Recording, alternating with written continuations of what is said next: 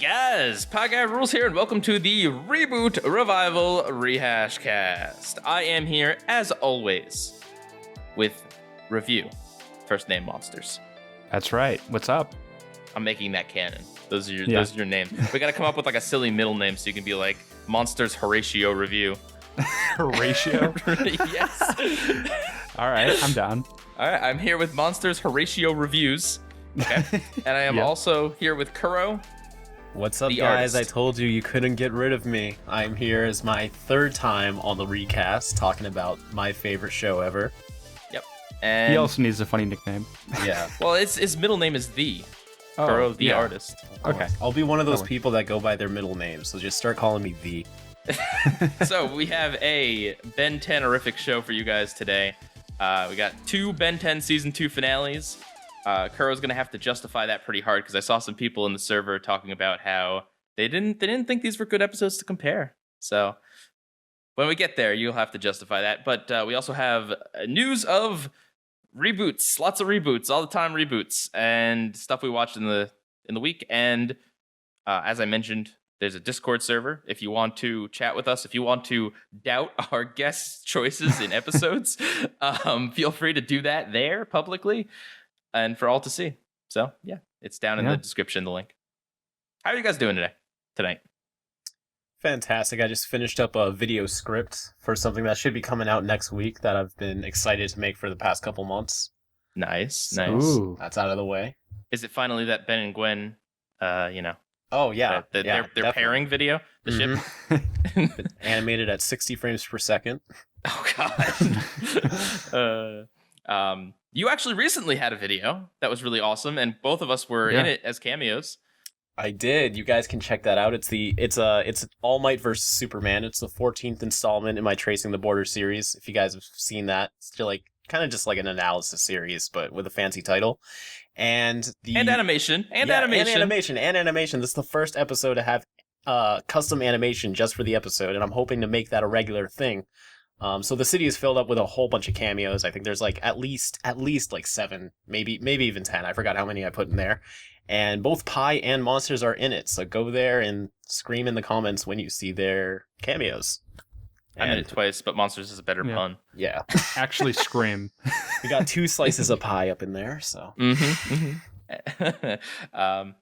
no, that was a really good video. I enjoyed it. You were wrong, though. Hershey won, I think. But yeah, no, it's a good video. That's true. Well, I had to approve of him winning, so. Okay, fair enough. You had final say. Yeah.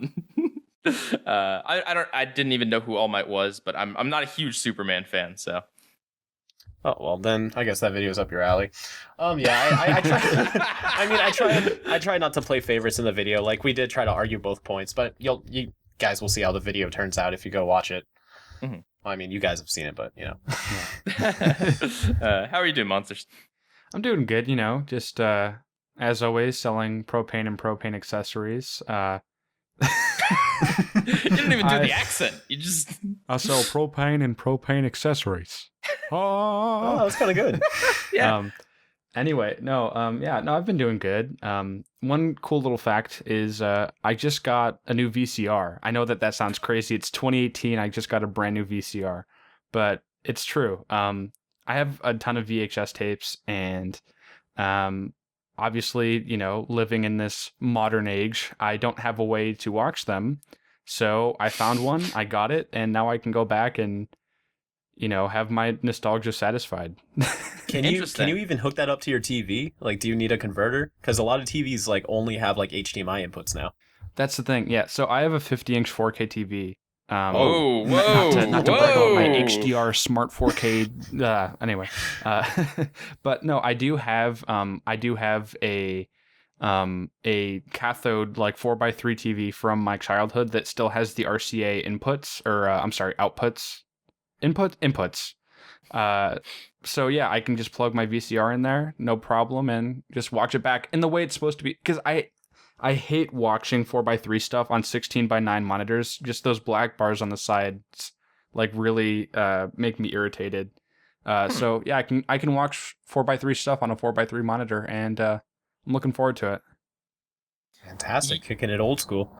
You Right. are like, you're the most elitist old school person that I know. You're like, you're bragging about your 4K TV, but then you're also bragging about how you can watch VHS tapes on your 4.3. Yeah. You got from 4K to It's quite the 4.3, binary. basically. Yeah. No, but that's really cool, dude. I'm like a if you- futuristic caveman. dude, if you find anything cool on those VHS tapes, you got to share it with the internet. I will, because if you some just of them so- are Cartoon Network tapes too. Well, unless you come across those Lost Out of Jimmy's Heads episodes, then you got to tell Maybe. people you have them just to tease them a little bit, and Yeah. then just don't release them ever. Yeah, no, I got some secret footage of Jimmy and all of them. So I'm just gonna leave it at that. Lost Media Wiki, please don't track me down. Well, since neither of you are going to ask, I'm doing all right. I just had a busy. I Oh, forgot last episode I wasn't too. sure if we were done talking about monsters. Or no, I forgot in episode 9. Yeah. I'm sorry. How How are are you you doing, today? Pi? Yeah. Thank you. I'm doing all right. Just a lot of busy stuff in the personal life. But yeah, otherwise I'm doing pretty good. Having a good day. That's always good to hear. I like how I complained about not being asked and then I really didn't have anything to say. Well, at least you were heard. Yeah, that's all that really matters on the internet. Yeah. Okay. Yeah. So now we're going to move segments on to what we watched in the past week, or whenever, if our guest hasn't watched anything in the past week. Guest, have you watched anything in the past week? Yes. It was actually for the script that I was just previously talking about. Ooh. I have a Ben 10 power scaling video coming out, where I'm trying to rank all the aliens that Ben has by the end of the series from weakest to strongest, and I've been like rewatching a ton of episodes from all 4 series to like try to like fact check myself or like pick up on like traits I might not have realized the first time. And it's like it's interesting. Like I've seen these episodes like billions of times pretty much, and like looking at them from like the perspective of like trying to analyze like the stats rather than like judging it by like the story and the writing, it's kind of like watching it for the first time because I'm like looking for something I wasn't looking for before. But yeah, it's pretty much just rewatching the series and haven't really had much time for that for anything else. Would you say you've watched it billions of times? Oh god. Let's not. Let's forget he I can't believe you have the tenacity to say that. Oh no! Man. Good luck with the horror movie aliens. By the way, I don't know where you'd place them. I mean, you could pretty accurately rank the Mummy and the Victor.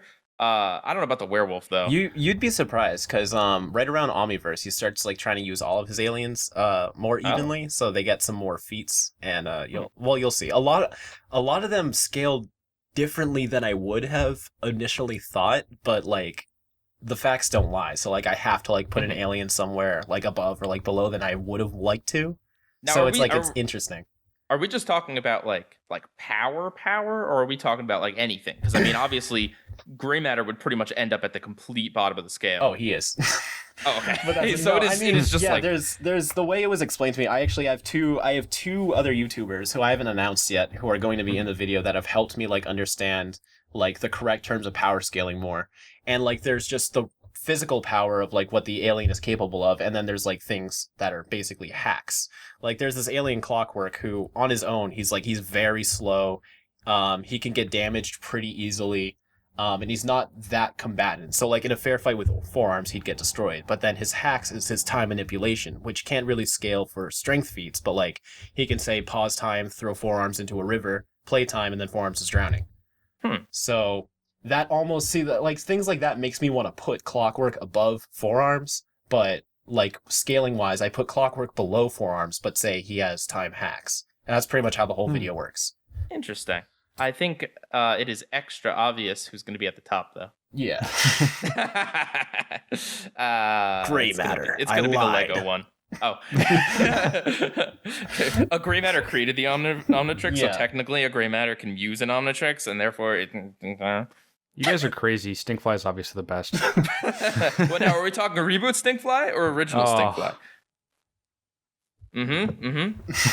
All right, anyway. Anything else?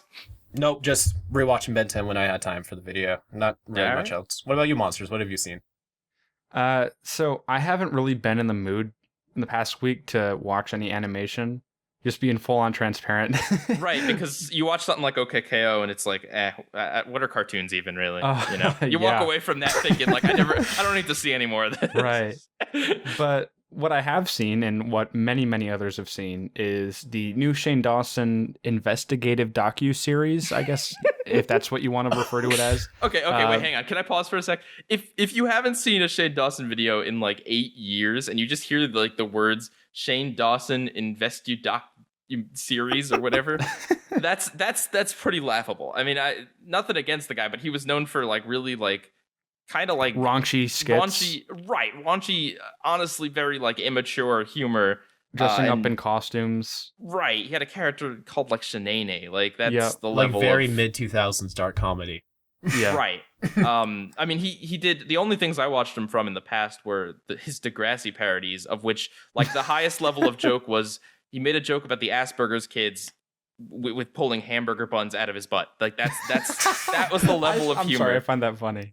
I mean, it's funny if I say it to you. They do the same thing in South Park. Yeah, I mean, I guarantee you, if you actually see it, it's not funny because he uses the joke 6 times. Anyway, continue what you were saying. Yeah, no, I actually used to watch quite a bit of Shane Dawson when I was younger, like some of his daily vlogs. Not as much, because I wasn't really a big fan of the whole scripted thing. Also like his skit videos, but no, I watched like his daily vlogs sometimes, and I thought he had a cool personality. But flash forward, a few months ago, he did this series where he has like a strained relationship with his dad, and he basically did this series about finding out who his dad is and like going to visit him and spend time with him. And it was like this really, really good, emotional, well put together series.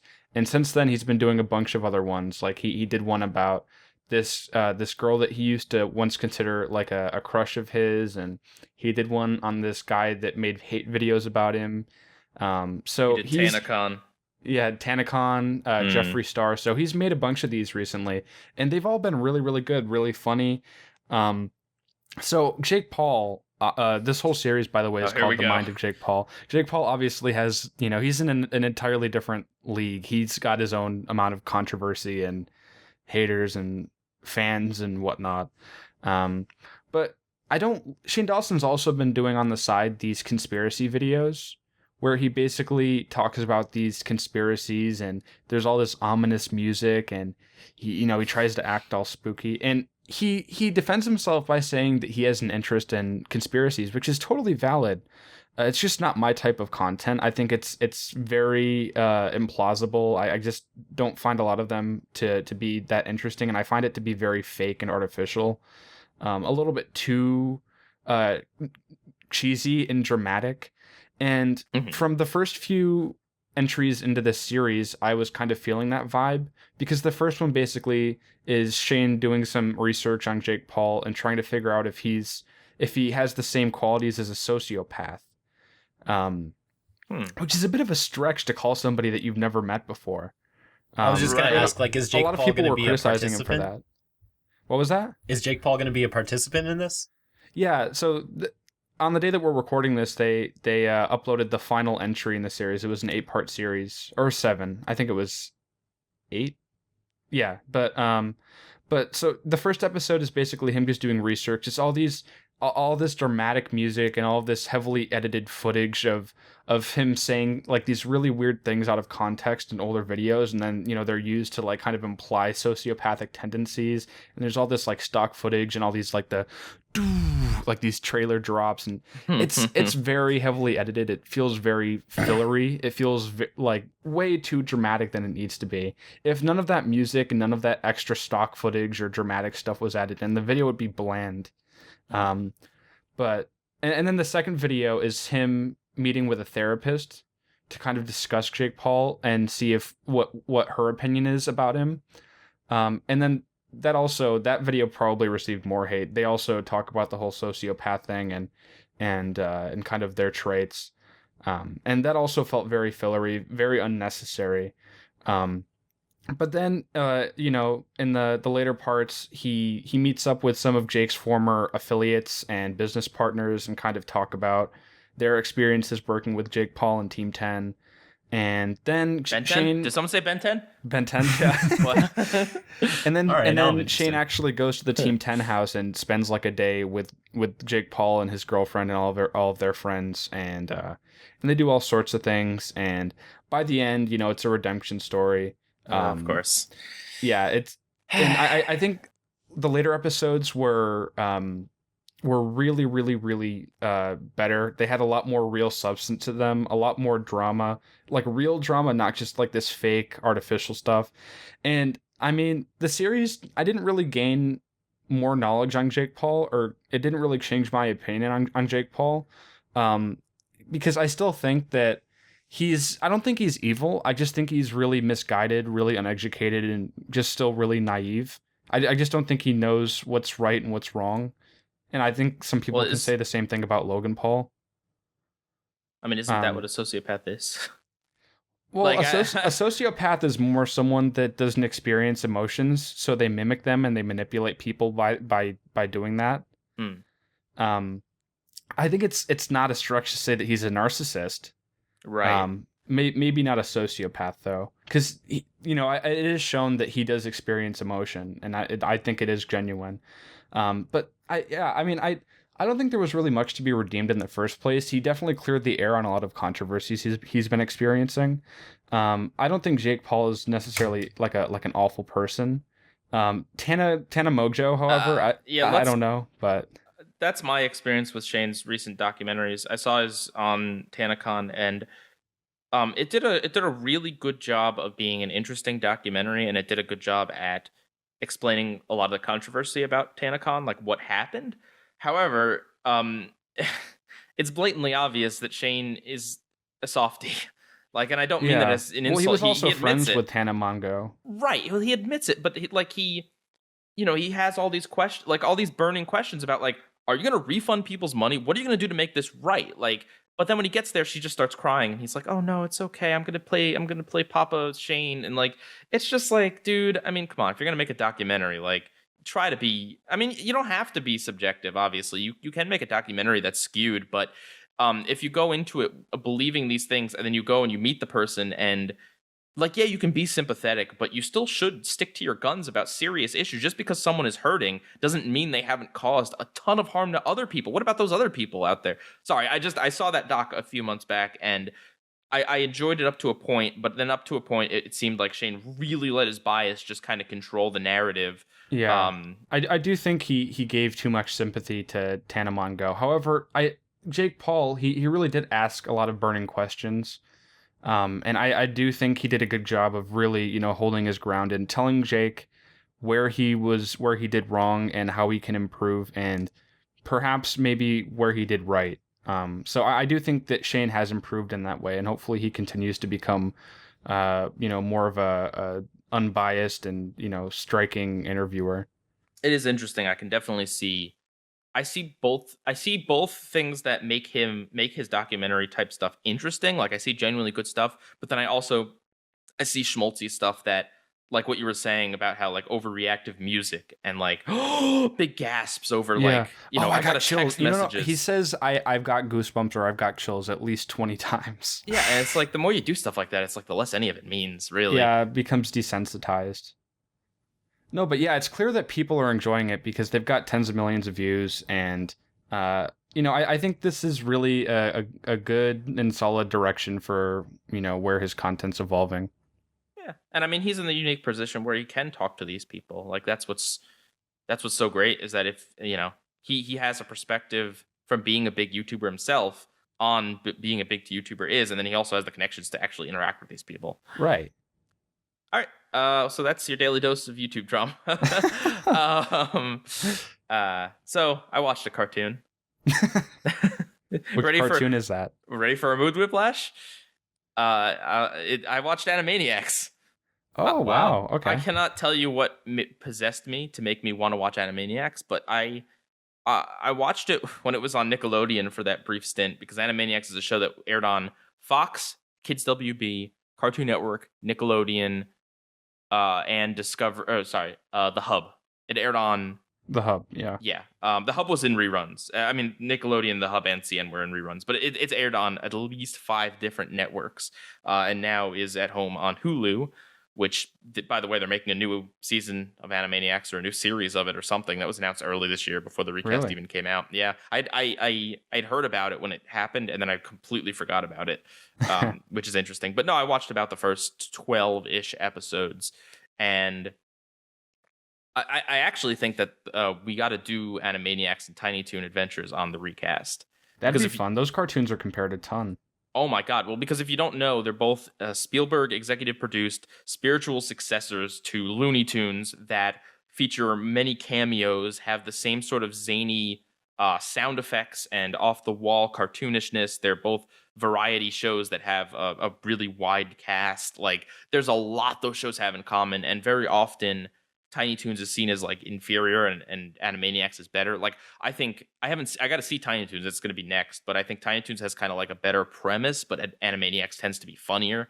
Right. They both have kind of not high concept, but they both have more story to them than you'd think. Like, for some reason, although Animaniacs is a wacky show where most of the time the Warners are like messing with some random person from history, there is this narrative that they were cartoon characters that made bad cartoons that were locked in a water tower for 60 years and then let out, and then the psychiatrist that's on the Warner lot is charged with having to try to tame them.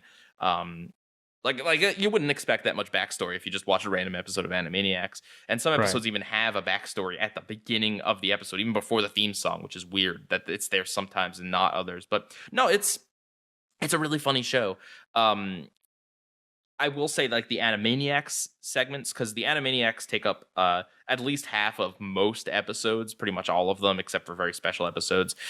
So they're their forefront, and they're funny. They're off the wall. They're really interesting. I find it kind of interesting to compare the show to something like SpongeBob, where they're both kind of like off the wall character annoyance shows. At times SpongeBob can be that, but Animaniacs takes a very different approach. Oftentimes they annoy people. Actually, I don't know if it's just because I'm a grumpy adult, but pretty much almost everyone I've seen them annoy is pretty much mostly innocent. Maybe they have a temper, but they kind of just want to do their own thing, and the Warners refuse to take anything seriously, so those are typically their targets, people who take things seriously.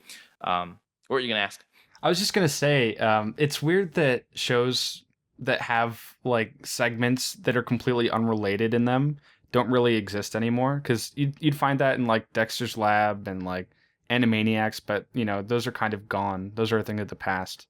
I wonder if it was a mentality that kids' attention span was small, and so you variety it up, but also everything's 11 minutes now. Like, literally the episodes are not 2 11-minute segments, they're just 11 minutes. So right. I also do want to bring up, the other day, Pi and I were watching some old Kids WB bumpers, and we were watching Lou Bega's Snow Jam. That's why I was watching Animaniacs. That's right. That's what prompted you to do that? I think so. Because I think that was post Animaniacs, Kids WB. I don't know. Kids WB reminded me of it. But yeah, no, Animaniacs is a funny show. I don't get half the references now. There's a lot of caricatures of actors that like only make sense because they're caricatures, but like they're not always super obvious caricatures. I'm sure they were at the time, like the year those episodes were coming out, but like now it's just like, who is that lady with like the luxurious hair and the squinty eyes? Like, what, who is she? I mean, they referenced Orson Welles once, right? They reference Orson Welles every time they do Pinky in the Brain. Yeah. Kind of. Yeah. Speaking of that, like the other segments, I've only seen like 2 segments from a lot of the stuff at this point, like 10 episodes in. Pinky in the Brain, I don't think has really kind of picked up enough to be great yet. Rita and Runt is weird because for some reason they hired Bernadette Peters to voice this character that sings, and their shorts end up being like more dramatic and like kind of different tonally. I don't know. Animaniacs is a really interesting, weird show that I definitely do want to have on the recast at some point and kind of dissect it a little more, because there's a lot to it. Apparently there's like these some shorts that like ended, like there was Animaniacs is known for getting away with a lot of stuff, but apparently there were these shorts, these Minerva Mink shorts that were too racy for Animaniacs. I haven't reached any of those, but I am definitely curious to see what happened there. But yeah, no, I've just been watching Animaniacs, and yeah, cool.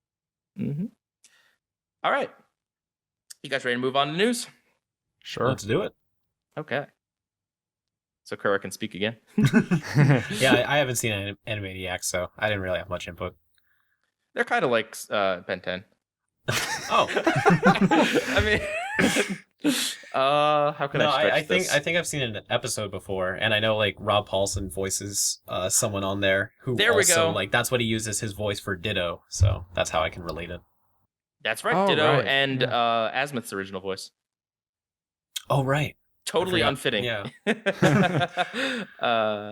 At least in terms of Alien Force. In terms of the original Ben 10, like his original kind of Yoda character, I think it fit. But when he has more screen time, it definitely made sense to make him a little more serious, I guess. Yeah. Yeah.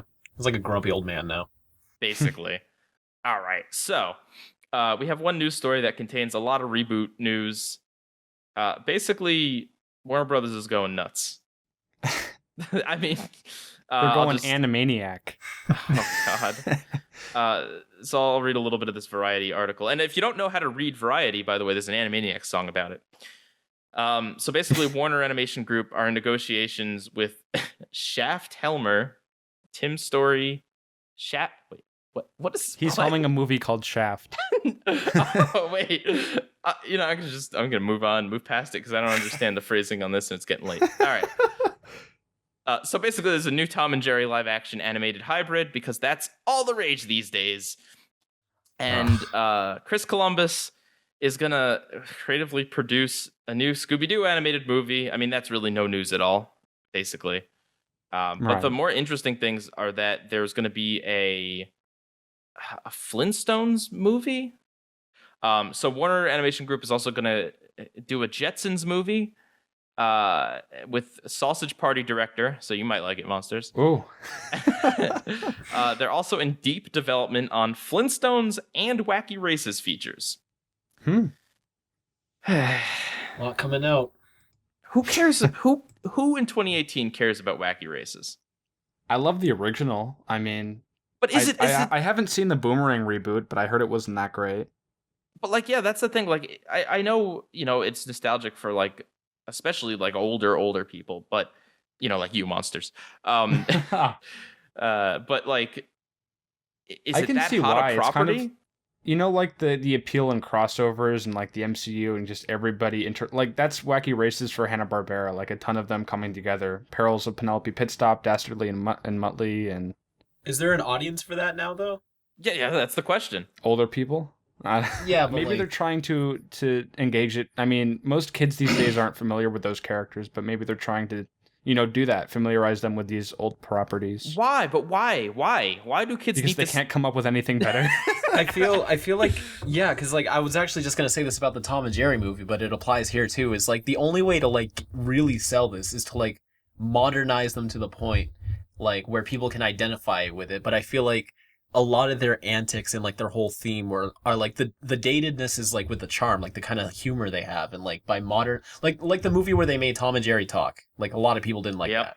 Mm-hmm. And like if you're going to distance yourself from the character's origin that far, you might as well just not do the character and just make something up entirely new and introduce that, or else like, because I mean I can understand it with like superheroes and stuff, but I don't think an audience exists for these characters enough for them to justify making movies of them and ultra modernizing them. I mean, here's the thing. Something like Scooby-Doo has been very frequently, like every decade there's been Scooby-Doo stuff. And in fact, the Scooby-Doo movies, direct-to-video movies have been, like, we're still in that same series. Like Scooby-Doo on Zombie Island, they've done one like every year. Not necessarily in the same continuity, but it's still in the same like series. They've done that like every year. Like I feel like, justified or not, at least Scooby-Doo refreshes its brand enough that everyone is still very familiar with it. Mm-hmm. I don't see Wacky Races. Even Flintstones, which is still like a household name, I guess, it's not something that's had anything in the past like 20 years, unless you count the stupid WWE and Flintstones crossover. Yeah. Like, but why would you? Yeah. I don't know. I mean, here's the question I have. They said it's going to be a live action animated hybrid. What about Tom and Jerry will benefit from live action? Because, I mean, I can see people being in it, but the whole charm of the cartoon is that there weren't any people in it. I mean, there kind of was, but...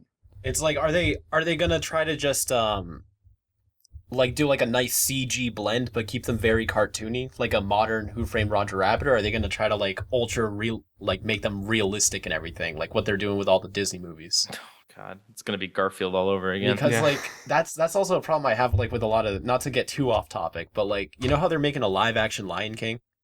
They can't do that because they're gonna have all the characters be CG, therefore it's not live action. So in other words, it's just a really realistic looking CG movie. They're just calling it live action. So well, they're gonna have the animals do mocap on that movie. So even so, that was a dumb joke. That wasn't true. Oh, sorry. I thought. Well, I mean, I can believe like them doing it with like humans, like Andy Serkis or something, getting him on it. But it's like, I don't know. I guess it depends on their. It also depends on like what type of execution they're doing with like their live action animation hybrid for the movie. I really hope that they're going to, if they're going to do that, they at least like go in the full animated route and just blend it with like the lighting and the shadows and not try to make them look realistic. Right. I miss 2D animation. Like, are they still gonna like stretch and everything too, and like have their eyes pop out of their head? Like that's dude, it doesn't work in this format. Well, the thing is that I don't even like. For me anyway, like Tom and Jerry, the classic stuff is classic, and then like every time they tried to come, like Kids WB had a Tom and Jerry Tales. I thought it was awful. I thought like something about the timing on the original on the original Tom and Jerry shorts, like the timing, the level of violence, just everything was just kind of tweaked in such a way that makes it funny and fluid and interesting. And when you try to modernize that, I never think it works right. I don't know if it's because it's always they try to do it in like Flash or like I don't know what the deal is, but it never hits it for me. Yeah, I don't know.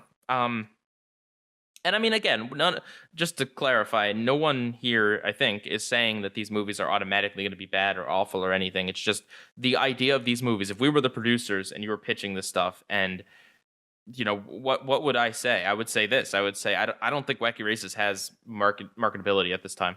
I think these properties have a lot more of an opportunity to be bad than they would be successful. But yeah, I'd still want to be positive until I like start seeing some like solid footage or like images and whatnot, but it doesn't sound good so far.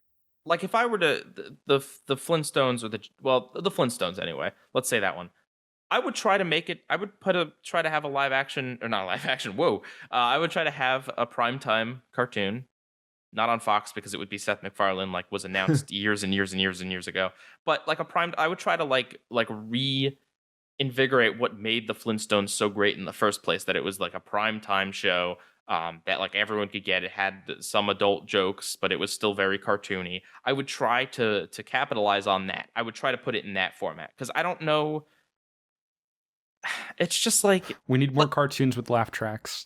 No, but is it really just a name? Like, is that really is Wacky Races like in the Flintstones, even the Flintstones? Is it because kids would say, I've heard of that, I know that exists, and parents are like, oh yeah, the Flintstones, yeah, I've seen that before. All right, let's go to the movies. Like, is that it? Is that really it? It might be it. I'm pretty sure that's it. But it's also Warner, so they could be making something else. Yeah, and they don't rerun the original series anyway, so it's not like young kids are have actually seen it. Plot twist: this is all a big advertisement for the Boomerang streaming it. I was gonna say, this sounds like it could just be like a giant like backdoor pilot or something, where if this does well, they're gonna start unrolling all the nostalgia out, like make a whole series out of it. Yeah. Are you talking about the Hanna-Barbera cinematic universe? Yes, exactly. Everything's a cinematic universe now. Everybody wants one. That would be so stupid, but like, I can see it. Yeah. I mean, last week I talked about how there was a big Hanna-Barbera crossover in Scooby-Doo Mystery Incorporated. Also, I mean, this is an announcement, but in the article they are mentioned they're also working on the Lego Movie 2, which is like, if Lego Movie 2 is as good as Lego Movie 1, and then like this Tom and Jerry movie comes out alongside it or like close, it's just like, I don't know, what are you doing, Warner? Yeah. Warner is like my favorite animation company. Like wait, historically. So this anyway. is gonna be a theatrical release. This isn't direct to video. I think it's theatrical, right? Yeah, why would they be announcing it like this? They wouldn't announce like Chris Columbus executive creative producing on a new Scooby-Doo animated movie. I don't think. I mean, all right. Well, I was talking about the Tom and Jerry movie. No, I think it's theatrical. Yeah. Oh. I don't think they'd hype up a direct to DVD movie that much. Right. I mean, maybe they did hype up a movie. Well, I mean, a couple they years do with ago. their DC movies. Like DC has a whole like direct to DVD and like movie series that they like treat kind of significant. And that's also Warner Brothers. So Right. I wasn't sure if they were like trying to completely transition to like DVD and streaming services because they got the whole DC universe coming out. Oh God. Yeah. Also, I mean, this mentions the Space Jam, which is also going to be Warner Brothers Right. Space Jam sequel, and then they're also making a Wiley Coyote versus Acme hybrid feature with Chris McKay from the Lego Universe helping shepherd development. Dude, I don't know. I don't. That'd be cool. It's like Would it though? A whole movie of Wiley Coyote? I mean, I don't know doesn't what he it not is, talk? but most of the time, yeah. So I mean, I read that the director of the Tom and Jerry movie, the upcoming one, his name is Tim Story. They only mentioned in the article that he directed the 2 Fantastic Four movies from the 2000s. God. But I looked him up, and he's also directed a bunch of really crappy comedies by like Kevin Hart and Ice Cube, like Ride Along and Think Like a Man. So, looking up for this one. yeah. I guess it's just the whole reason, at least like a part of the reason why this stuff gets made and why this stuff gets announced like this is because companies expect you to see these names and start being like, oh, I remember that. Cool, it's coming back, blah, blah. So, but like naturally, my reaction for the past few years has always been like, oh, that's coming back? I'm going to be critical of this because I don't know if you're actually bringing this back because you care or because you just want hype. So like, I feel like if they can use these names in a way to hype things up, I'm able to use these names in a way to be critical of it by the same token. Yeah. And if you don't like me judging a movie in any way, shape, or form without, by just press releases, I have a video for you. It seems like they're really trying to reinvigorate their whole animation scene because I remember us talking a few weeks ago about them, restarting their whole shorts program too. WB's trying to get us familiar again with all those properties. What do you mean? Shorts program? Yeah. Remember they said that they're bringing back Looney Tunes shorts? like making right, new right, ones right. or just like re-releasing them? They're making new ones. Oh, Right. Yeah. Like in the same style as the ones from like the 50s and 60s. Is it going to be hand drawn? I hope so. Maybe they're going to make it like the Mickey Mouse new shorts. I don't know. Well, I mean, interesting news regardless of how you feel about it. Or maybe not, because Scooby-Doo ends up just keep happening. I mean, I don't know. It's possible that these are meant to be theatrical movies, and then if they don't do well in production, they just ship them off to direct to DVD land. Mm-hmm. Or exclusive to the Boomerang streaming app. All right. Well, here, before we move on, actually, I want to ask the comment section, or you can answer on our Discord. Are any of you guys excited about any of these, like the Flintstones, Wacky Races, Jetsons, Tom and Jerry live action hybrid? Like, is anyone actually excited about it? There might be people. If you feel that way, please let us know. Or if you're a jaded, cynical old fart like me, also. Yeah, say that in the comments too. Okay. Question of the week. So our question this week is from a guy named Crystal, and their question is, I've seen many people online say that many critics take whatever they are reviewing, quote-unquote, too seriously. What do you feel crosses the line between criticizing a piece of art/media and taking it too seriously? I think that's a very subjective question because I thought of an answer, which I'll say it, but I'm also going to disagree with it right after. Is when you start analyzing something that isn't the whole point of the project. Like if you're like watching a comedy movie and you're like analyzing it, being like, oh, that special effect looks weird, or like, oh, I don't think this joke would. Well, I guess the joke thing would work, but also because of the fact, like when I was rewatching the Ben 10 episodes, how I was watching them from like a story standpoint, then I was watching them from a power scale standpoint, and was able to feel differently about each episode. I don't really think there's a way to criticize something too seriously. I think when you say a critic is reviewing something a bit too seriously, you're probably, I mean, critics are subjective themselves. They all like have their own opinions, and people lean towards the critic they like to hear more. So if you just don't agree with a critic, I think that's basically just what it boils down to. I don't think you can review something a wrong way because ultimately it's just an opinion. I mean, I think it all matters in how it's framed, right? Like, I think like if you're like a reviewer for IGN or AV Club or something, right? And you review, oh Lord, I don't know, an episode of like My Little Pony or something, and you start complaining about how like it's not violent enough, or like it's, you know, like you complain that like Pinkie Pie breaks the fourth wall, or like something like that. Like if you make statements that that show that you clearly don't understand the genre, don't understand what kind of show it is. I don't necessarily know that that's taking it too seriously, but I think that's often when people say you're taking it too seriously. Like if you treat a comedy like it's supposed to be not a comedy, basically.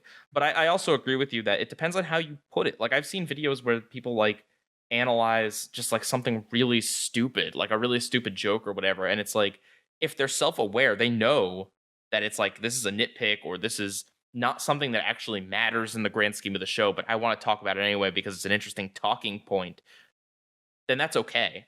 I guess it's just, it depends on how it's framed. If it's framed as like a general review by like a professional site and they focus on one thing and they treat like a piece of cartoon logic like that's the breaking point. Like, okay, like Grandpa Max falling down like a 6 flights of stairs or something and living. Not that anything that cartoony happens in the series, but his big tumble in the big tick, let's say that. If you were to look at that and say like, well, the episode's just bad because it doesn't make any sense because of that, I think you're taking it too seriously. But if you point it out as a joke or you say like, well, I didn't like that portion, then I still think that's fine.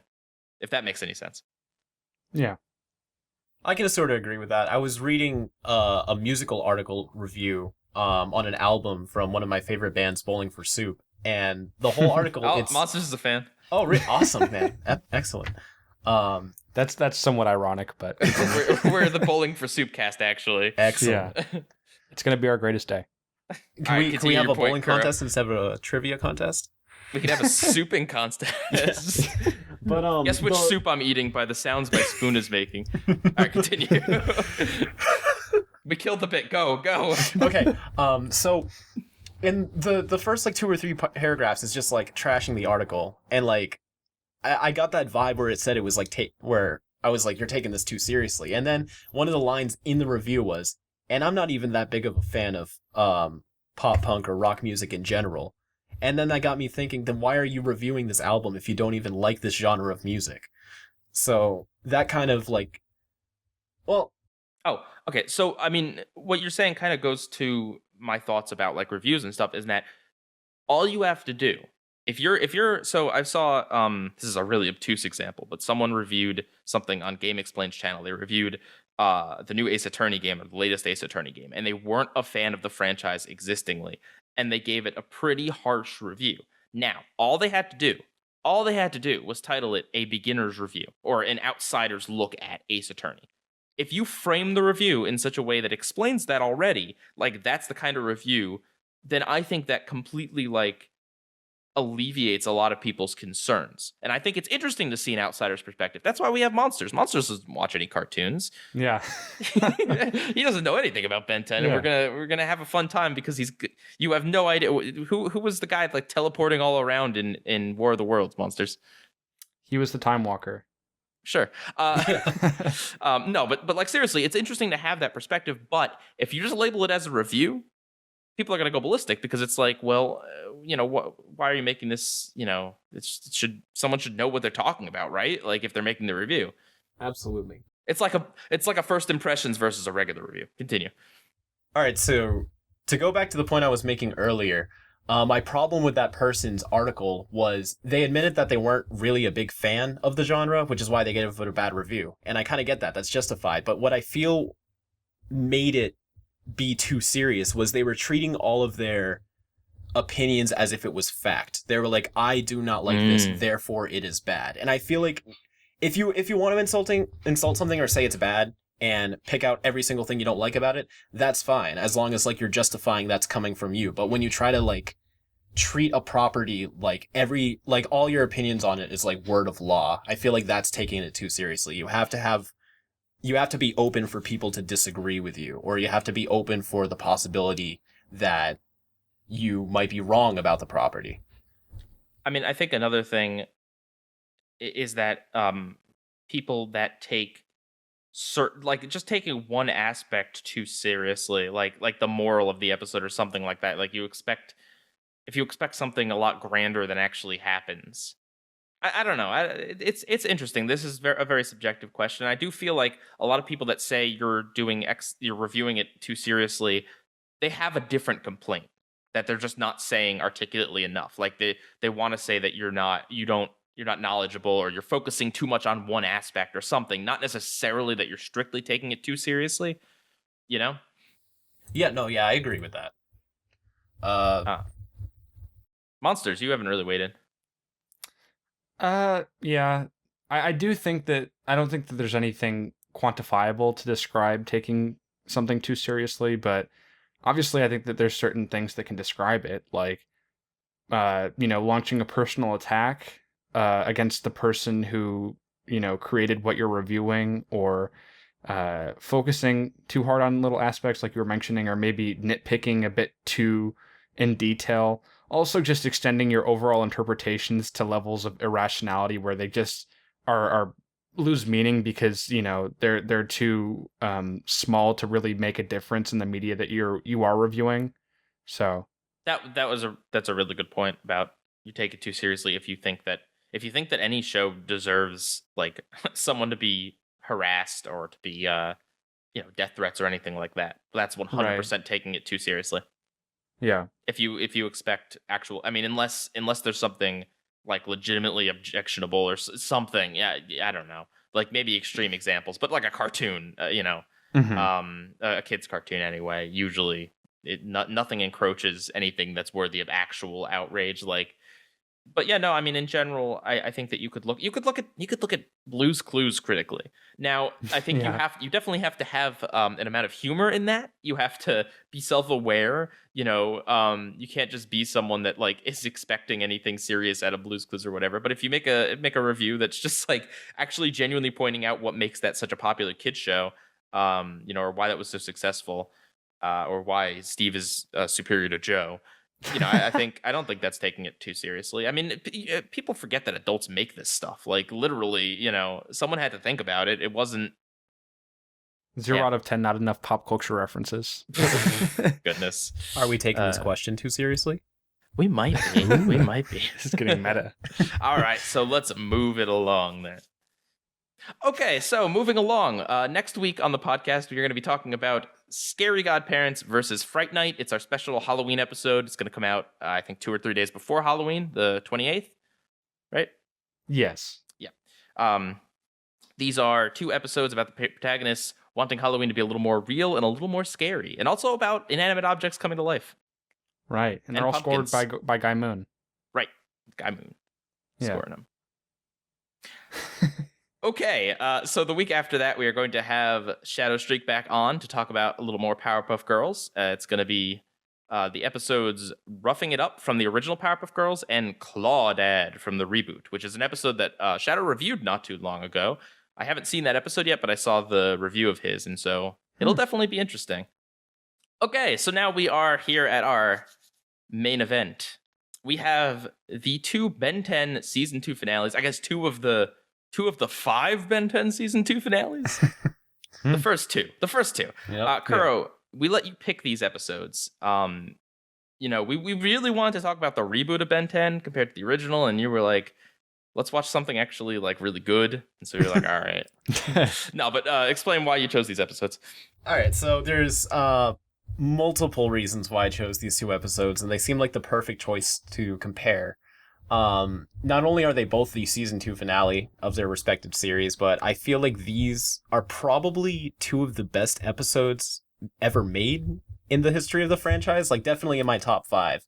And plot-wise, we'll get a little more into it when we discuss the episodes, but they have a lot of similarities. Ben has master control in both of these episodes. Both of them are pretty continuity heavy. They have references to previous episodes. Both of them involve team-ups, the first one being villains teaming up, second one being the heroes teaming up. And just Kevin and Grandpa appear in both of them, yes, they do. They're not regulars in at least one of the series each, or they're regulars, but they're not every episode characters. Yeah. Right. And also a character rides in on one of those null void monsters. Yeah, both of them. the Null Guardians. Right. Is their official name. Yeah. So They're- yeah, they're there's a lot of They don't deserve an similarities. official name. They're like flying wild null void Yeah. monster guys. Yeah. The Flying Mutts. But yeah, there's a lot of similarities with these episodes, but they also like have their own strengths. I think they represent their franchises best too. Like I feel like the Alien Force episode represents Alien Force like perfectly. Same with Back with a Vengeance. But yeah, let's get into the discussion. All right, so yeah, we'll get a little bit more to that when we have a comparison. Unlike last week, this week I think there is a lot to compare and contrast. So Back with a Vengeance is an episode where basically Ben accidentally, as everything happens in the original series, it's always an accident. Ben accidentally discovers master control, and he can transform between any alien he wants at any time. So naturally, he uses that to mess around a lot. Meanwhile, Kevin is still in outer space from the events of Grudge Match, right?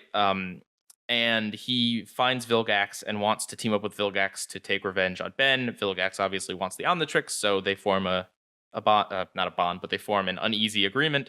They come to Earth, take Ben, and the three of them end up in the Null Void, and they basically have to fight to get out of the Null Void and keep control of the Omnitrix because Vilgax and Kevin are trying to take it away. So, Monsters, let's start with you. How did you feel about this episode? I thought it was good. I thought it was funny. What, did you not like it? There was an awkward pause before that good. Oh. No, I did think it was good. Yeah, I thought it was funny. I thought that there was some good action. I thought some of the animation was really good. I liked the duo of Kevin and Vilgax as the villains. Okay. great. Kuro, what did you think in general? In general, like I said, I feel like this is one of the best episodes of the series. The animation is really good. It's a little bit more dated than I remembered from when I was watching today, but it's nothing like super noticeable. Like you'd really have to look for it. I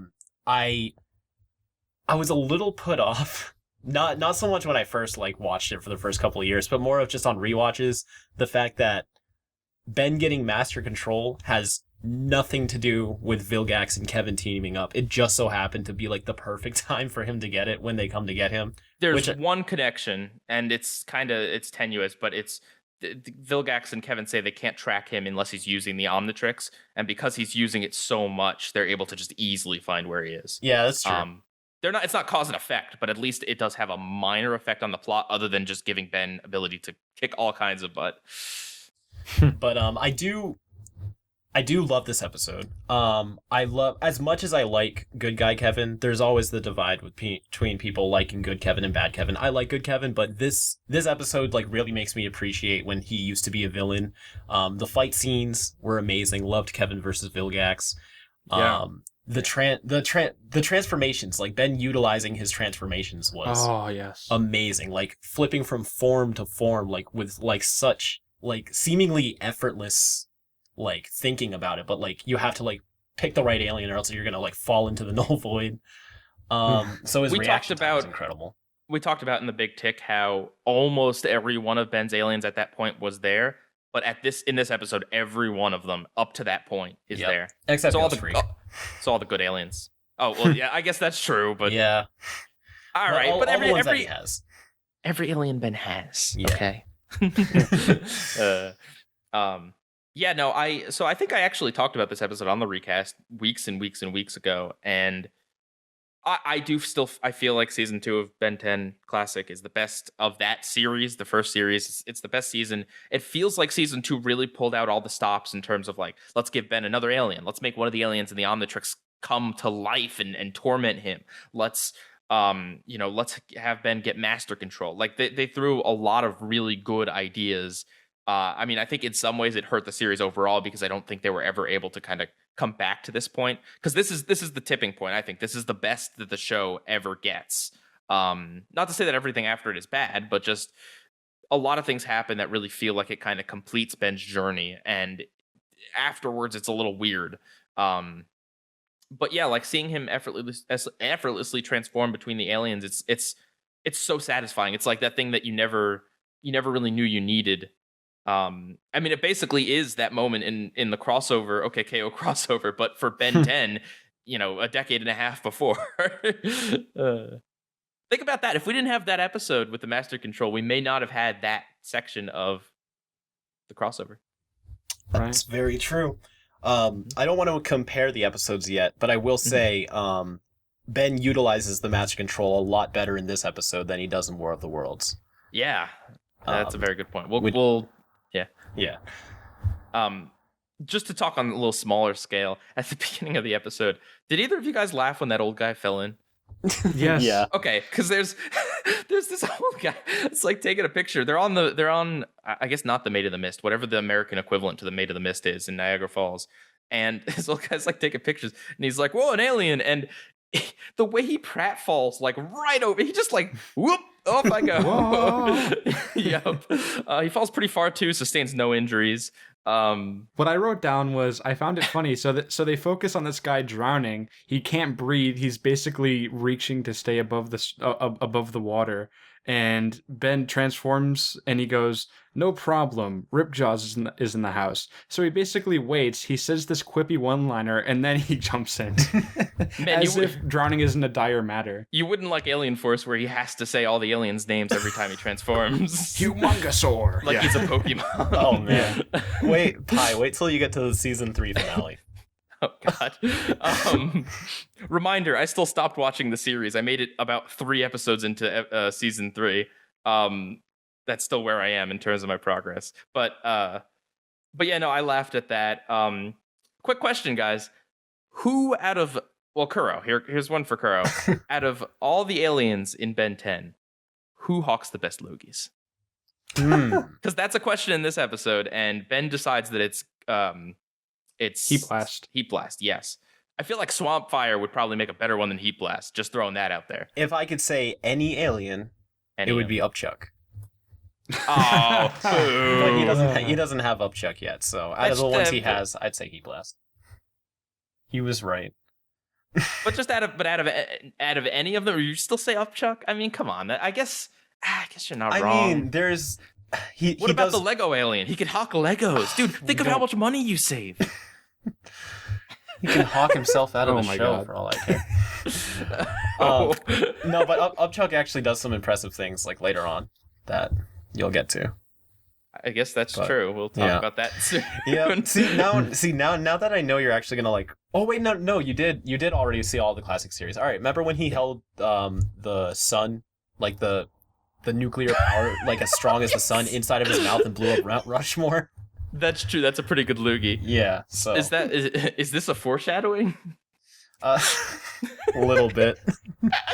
But yeah. Are you sure we aren't taking this too seriously now? Oh, we might be. Oh god.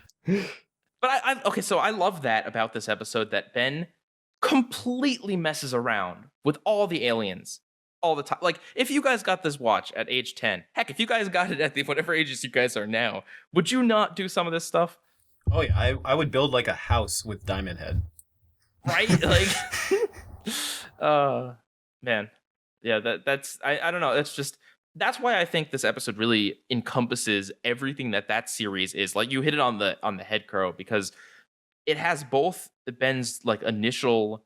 Ben gets to kind of initially re-experience the Omnitrix, like because he now no longer has to be timed out. He now no longer gets put in the wrong alien. Like all these issues with the Omnitrix, the things that limited it, they're gone. He could just do anything he wants. I think another advantage to this episode is it introduced a lot of very long-lasting features about the Ben 10 lore. Like, this is the first time he's went from alien to alien on purpose. Not counting the season 1 finale when it was glitching. It introduces the Null Void, and you see inside the Null Void. You see inside of the Null Void, yes. Vilgax and Kevin being sent to the Null Void. That becomes a whole thing, especially in Omniverse. You get to, and Ultimate Alien, you get to really learn about how Kevin escaped the Null Void. Gwen really like did a lot more than she's normally done in previous episodes, like actually going to the Null Void herself with the gun and the jetpack. That's a good point.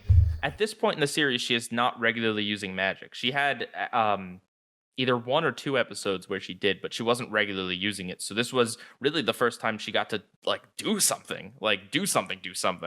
Yeah. So it wraps up the first 2 seasons very well, but also introduced a lot of really good elements of the series that carry importance all the way till the end of the show. So it's like the perfect classic series episode. Speaking of Gwen and Grandpa, I know this isn't true, but at the time that Gwen's like, Grandpa, you're the only one that knows how to work this null void. It basically looks like he just pulled the trigger. Like later he messes with it a little bit, but it's just kind of like he's like screwing a knob on the back of it. Like, oh no, this is so complicated, I can't control it. And then later he's like, I can't keep this thing much open. I don't know how we're gonna do. And it's just like, well, you didn't even know how to work it. I mean, might as well have been Gwen. Like, but no, I mean, you had to give Gwen something to do. Yeah. Oh, before we move on to the next episode, there were a few things I didn't much care for in this episode, like the fact that the portal just started screwing up out of nowhere. And the fact that Ben knew how to turn off the master control while holding the Omnitrix behind his back.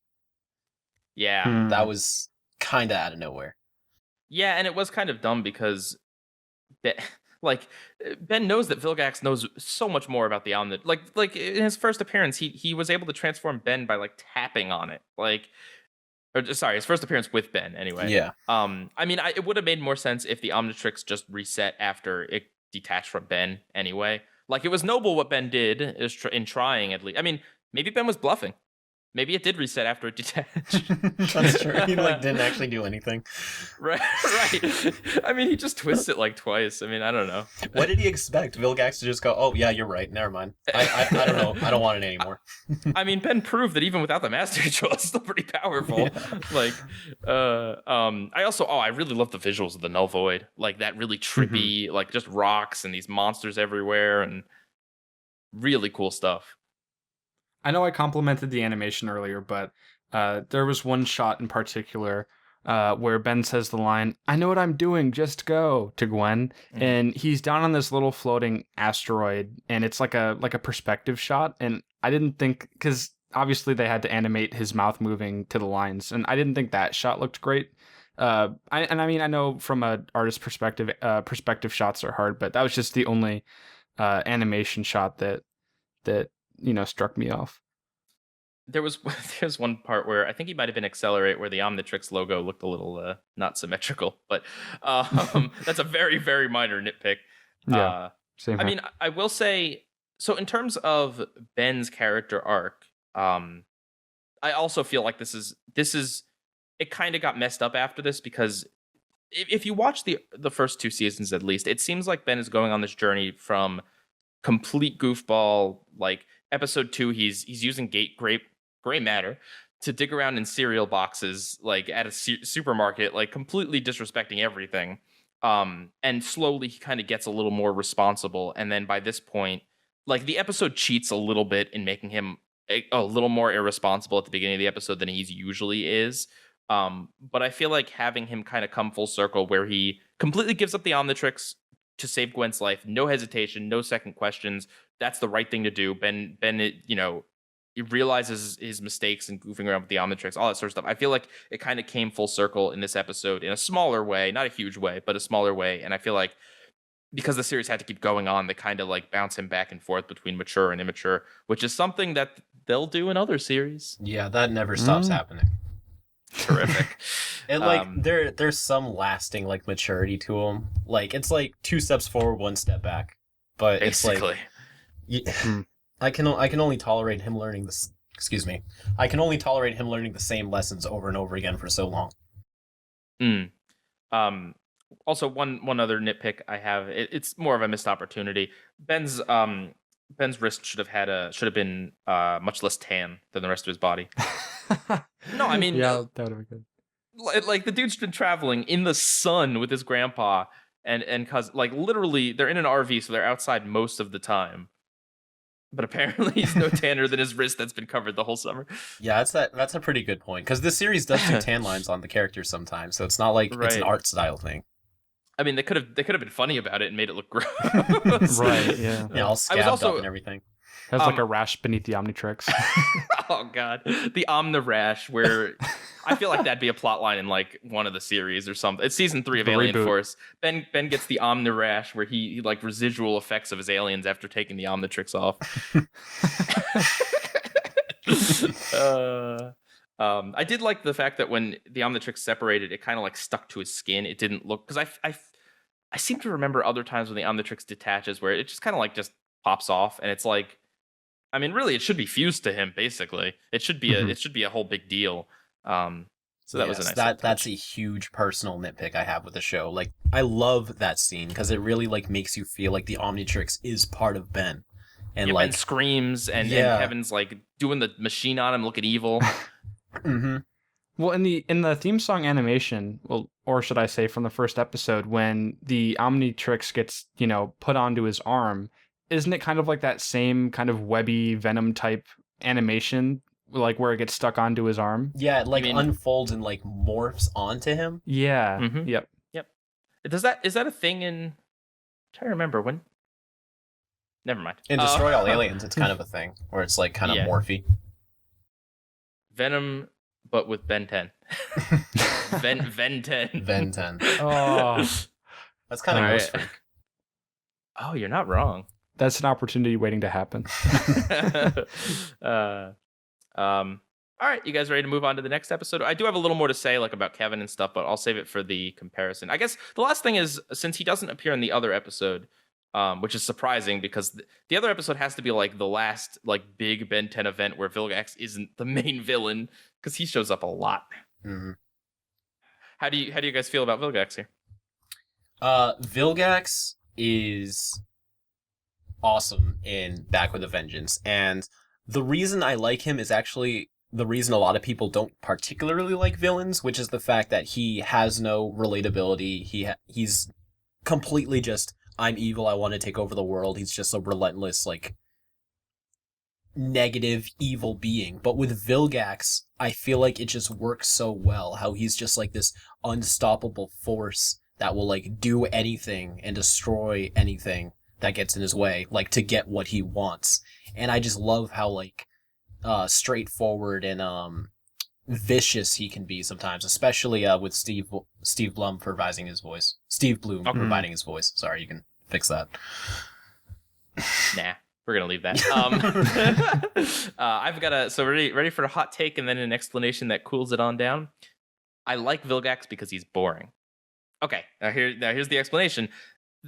He isn't boring. Like, he's straight laced. He doesn't have much going in terms of like personality and wackiness. And I feel like the reason why he works so well, especially in this episode, is because Kevin is there. Kevin is able to be the villain that's we know more about, we're more connected to. I mean, especially now that like we know his character from a lot of different angles. But he's the character that can be hammier and can be more like, oh, I'm gonna kill you, Ben. Well, he doesn't say right, but you know what? No, like he's able to be more expressive and wacky and in your face, and because of that, Vilgax is able to remain this very restrained, very I'm going to get that Omnitrix. Like he doesn't do any monologuing. He doesn't have an evil laugh. I don't think anyway.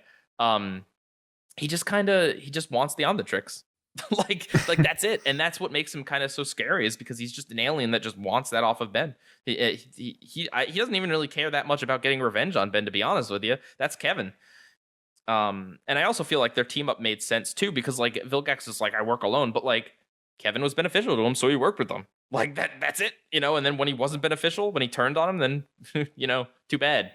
I'm sure Kevin had a great time in that null void. Exactly. Vilgax is like the perfect Ben 10 antagonist for me, because he's like the opposite of Ben in the sense like he's so like emotionless and like so selfish. It's not even like he wants. Well, I guess like in the classic series, it's gonna change later on, unfortunately. But it's not like he even wants like fame or glory or people to recognize that he's all powerful. He just wants the power. And he's a warlord. Yeah, exactly. Yep. And as someone who has seen the first 2 episodes of season 3 of Alien Force, I can tell you that I think this might be the best take on Vilgax. Oh, it definitely is. That's what I mean. Exactly the reasons why I say he makes for a good and interesting villain here, because he is very like single-minded and on target and not a hammy cartoonish villain is exactly how they ruin him in the third season of Alien Force. Yeah, Alien Force Vilgax is like it shouldn't have even been Vilgax. It's like so different. Doesn't look like him, doesn't sound like him, doesn't act like him, doesn't have the same powers. I'm gonna challenge you to a duel for the Earth. like, come on. Vilgax doesn't care about that. He's just gonna show up and just start blowing up buildings. Right. When has Vilgax ever been honorable? Like, I mean, they make a deal with him where Omnitrix and Gwen, and then they completely betray Ben. Like, that's because they don't care. Yep. Kevin is underhanded, and Vilgax just wants what he wants. And he's not particularly, like, dishonorable, but I don't think he cares about being honorable or whatever. But anyway, that's a comparison for another time. Okay. Kuro, would you like to describe the plot of War of the Worlds?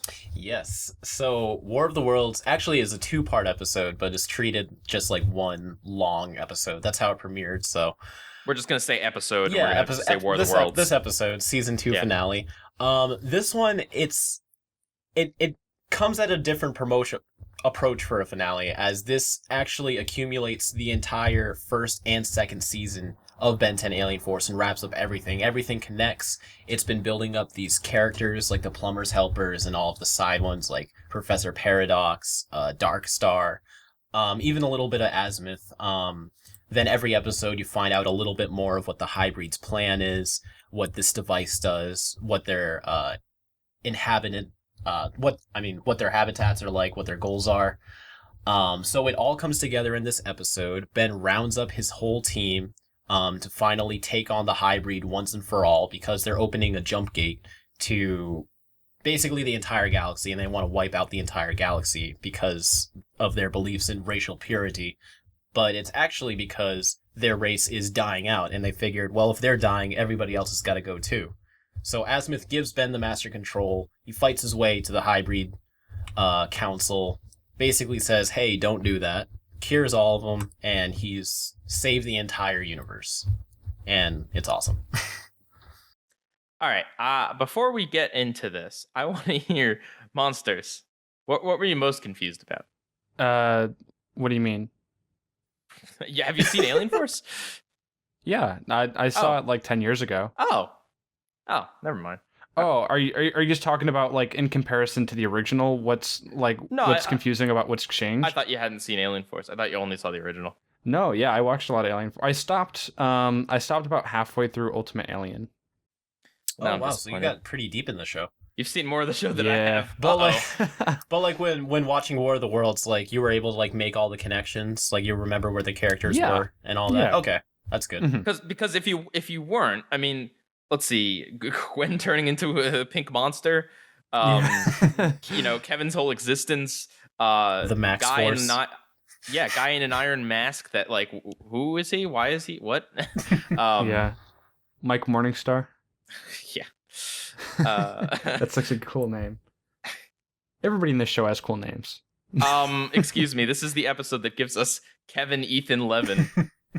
The coolest of names. Are you kidding me? That's the best joke in the episode. Yeah. Because that's the reveal here, right? Yeah. His middle name? His name. Kevin E. Levin, yeah. It's always been a pun, obviously Kevin Levin, but just the fact that his name is literally Kevin E. Levin is just like, it's so stupid, but I don't know. At least they make fun of it. Yeah. Right. Do we ever get to meet Kevin's dad? You'll just watch season 3. Okay.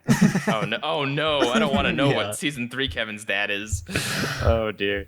All right. So I guess starting at the top, I really like how Ben's soccer shirt was a reference to the first show. Yeah. It's a small detail, but that was really nice.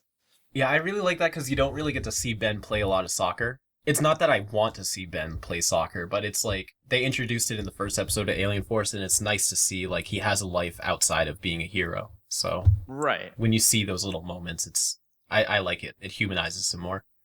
It is funny though because he shows exactly no signs of liking soccer at any other point other than when he plays, and it's apparently a big part of his identity enough that's why he has a girlfriend. Basically, Julie. Yeah. Julie. She exists. I like Dark Star. I liked what they did with them. I also thought that it was the most interesting that Kevin is the one that crashes the most with him, because he's the reformed villain. Like, I mean, There's only room did, for one villain team up here, buddy. right? The things he did in that. I mean, he flat out tries to kill Ben in that episode, but whatever. I mean, not that Daystar, Morningstar, whatever his name is, didn't do some horrible things in his episode. Yeah. Let's see. So this was to get a little into comparison, but like Kuro was saying, is that this is a very different approach. I mean, both of them are approaches of here's a season finale that does tie into a lot of things introduced. Like the first one had Kevin, Vilgax, the Null Void, the just like a lot of like stuff like that. But this one has, I mean, you'll be darned if you find maybe one episode that doesn't connect to this in some way. Because all of the plumber's kids, Grandpa Max being in the Null Void, Gwen being having the alien mana, Paradox. Paradox, Azimuth's increased importance, the Omnitrix's true meaning, which we'll get to because that the ending is something I want to talk about completely. Like, I think that's its own thing. But like, yeah, it ties a lot of that stuff in a way that's much, much grander than the first episode. But it's also like a two-parter and a slower episode that has a lot more in it, but not necessarily. I don't necessarily want to say it's stronger even because of that. What else stood out to you guys about this episode? The fact that Galvin Prime blew up and that ended up being a thing for like onwards in the later episodes. But I guess just right off the bat, but specifically to this episode, I really liked the reveal of Grandpa Max. I thought that was very nice. When I initially watched this episode, I was like so blown away by like, oh, Master Control, Cannon Bolt's back, there's this big battle. But upon the multiple rewatches, I paid more attention to like the humanizing parts, like Gwen and Kevin's little moment when Gwen tries to unlock her full Anodite state. Or like at the end when Max like starts thinking about recruiting all the plumbers helpers as like an official team and training them in his RV like he did Ben and Gwen. Right. There's as action packed and like continuity heavy as these episodes are, they really do a good job giving a lot of character scenes too. Mm-hmm. And yeah, let's talk about the action because it's some of the best action. I mean, in the first two series at least, It was so good. Better than a lot of things, honestly. Dude, seeing them kick the crap out of those DN aliens was amazing. Oh, Mm-hmm. All of them teaming up together using all of their unique powers. I loved every second of it. On that note, when they make the un-DN alien guns, who is it, like Gwen or something is like, will it hurt them? And it's like, dude, you've been fighting these guys like all day long. like I mean, if they survive and live as humans, then that's worth it. Like, don't even ask, dude. yeah, and then the next scene after you see Alan throwing like fireballs straight into them and there's explosions. They'll just have a little bit of a headache. Yeah, like, oh man, Some headache. That was, I mean, it's not exclusive to this episode, but that was a really cool reveal about the DN aliens. That they're humans. Well, they're all species except for hybrid, or are they just humans? Because we only ever see them transform back into humans in this episode. Well, the hybrid used the little face hugger things. The DN alien. There's something. They're called something. Right. The face hugger things that turn you into a DN alien. They go to each home world and like latch those on to like the prime species and turn them into DN aliens. Right, but didn't we only see them turn back into humans in the episode? In this episode, yeah, but like later on, there's this whole thing. Okay.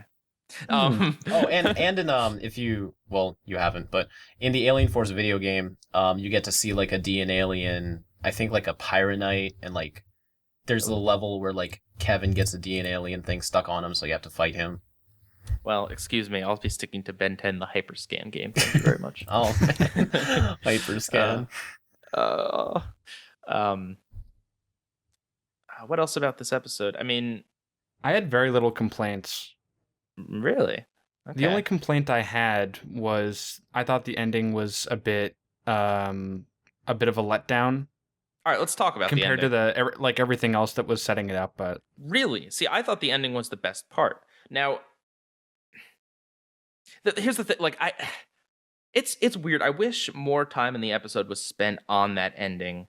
I kind of wish that the first episode had been all of like the grand fighting and all that stuff, and the second episode was dedicated entirely to Ben, Asmith, and Gwen, and Kevin at the hybrid, like at their mercy or whatever, like trapped by them or talking with them. Like I feel not that I want a whole episode of them talking, but just like I feel like that should have been longer because I loved like just the message, the fact that they're talking about like equality and race and how Ben's solution is what they don't want to happen. And like I felt like that was all. And I mean, although it's kind of like it's very kind of easy that the Omnitrix can just do this. I mean, it was kind of established across Alien Force. The only thing I didn't like was just how easily they accepted it after the guy that calls Ben showed up. Yeah, and he kind of did it all against their will. So like they really could have like not liked that and say, "Oh, we're definitely not calling off the invasion now." Mm-hmm. But what did you think then, Kara? I like everything that we got, that I wouldn't change it, but from hearing your suggestion, if we were to add that, I would have rather just made like a third part to it. I think everything we have is good. I think it could have benefited from being a 3-part, because I also would have like you hear a lot that this is happening like at a galaxy level scale, but you only see an opening attack on Galvin Prime, and then everything else is on Earth. So if they couldn't make like an entire episode out of extending the scenes, they could also add more of like what's going on in the other world, or perhaps like show Grandpa Max's journey through the jump gate to get there. That might ruin his reveal a little bit, but here's what I'm gonna say. Here's my biggest okay, before I say my biggest complaint, I do want to just say that like my favorite part is just that the Omnitrix kind of came full circle as its true purpose of like being a symbol of peace and equality and standing in each other's shoes, right? Like, yeah, wasn't that why Azimuth made it? Well, am I remembering? No, wrong? Yeah. In Secret of the Omnitrix, he says he made it so that all beings can come together and understand each other by becoming each other. And then in this episode, he reveals it's like a backup hard drive of all the species in the galaxy should any of them go extinct. Right, but the interesting thing is that Ben ends up fulfilling what he originally says, whether that's true or not. I just thought that was really... Oh, yeah, I like that connection, yeah. You know what I mean? Because he tells him that I don't remember the exact words, but in Secret of the Omnitrix, he's like, it's not a tool for war, like, it's just meant to be a thing to bring people together. Like, I don't know how he says it, but he's upset that Ben's using it to fight, and in this episode, he's just like, actually, it's a backup of everything, and dude, you got to stay away from this. We gotta protect the Omnitrix. But like, it is interesting that that Ben saves the day not by fighting, but with that. And a lot of times when shows do that, it's kind of hokey, and it is a little hokey here. Like for some reason, Ben is like, they're like, we don't like this, and Ben's like, why not? And it's like, Ben, why not? Like they just talking about how they're racist. Like, I mean. But I thought.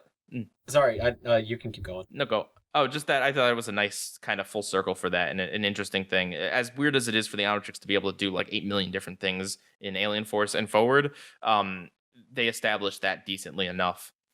I also like it annoyed me at first, but like when I think about it, like it probably is exhausting. Ben passed out 3 separate times in this whole episode, and like each time it was like a dramatic shot and then a commercial break. And like when you're watching it, I don't think it's like super distracting, but if you watch it again, you notice like he keeps passing out and then waking back up after something dramatic. All right. So yeah, you guys ready to get into comparisons? Yeah. Okay. Yes. So here's my biggest complaint with this. All right.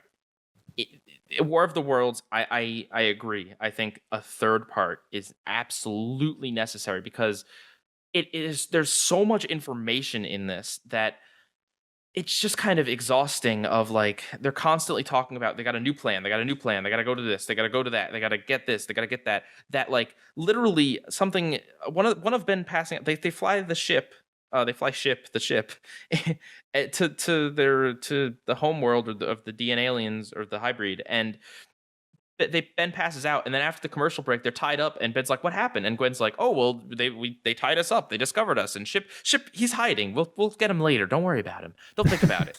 We got to get out of it. We got to get rid of him because he's too convenient." And then they promptly escape, and it's like, what even was the point of that? Like, why off screen did they get captured? And then why is the escape so easy? Why were they even captured? What, like, I feel like there's a lot going on in this episode that it just needed more breathing room, because I appreciate that it's packed, but I feel like it's almost a little hard to follow.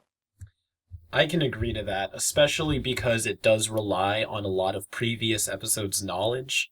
So it's kind of, I feel like when they were originally planning the series, they had the ending in mind, but by the time they actually got there, they still had like a whole chunk of information that they didn't know how to seed into the episodes. So now that they're finally here in the finale, they just threw all of it out there and didn't really know how to handle the final battle, because the battle itself, like with the D and aliens, is great. I like how he handles it without fighting, like with like what you were saying when he just talks to the hybrid Samander and he cures them. But it does seem a little bit hard to follow, because it seems like they're trying to execute all of these ideas that they were building up to, but they're clashing in so many different ways because they're all disconnected. Well, like, let's be honest. If you take Grandpa Max and his team out of this episode, really, what is lost other than just a magical heroic save through? Honestly, I was actually thinking it when it was happening. Like, what's to stop Ben from transforming into Accelerate and doing exactly what that girl did? Don't get me wrong. I love Grandpa Max being in it, and I love his reveal. But it's just kind of like one of those things where it felt like it had to be there because it does check a box. It's like, well, that episode and the episode with the Teen Titans characters. With Cyborg. Yeah, you're right. You got to reunite Cyborg with Terra and Beast Boy. Because I was gonna say, the Max and his team, they were there to like make sure no one got a hold of the control center. But then again, Ben already has a team there that he could just call up to do it. So yeah, you're right. But yeah, that kind of goes with my point, where like they were building up to all of these ideas that now that they're finally there, they gotta go through with it, and they're just slapping the puzzle pieces together. And I don't think it takes too much away from the episode. No. But it is one of those like things where you can't just casually watching. Like if you're watching this, you have to pay attention. You have to listen to everything. And I think that not just in the way we watch this, where like, because I didn't watch, I mean, I watched season 2 months ago.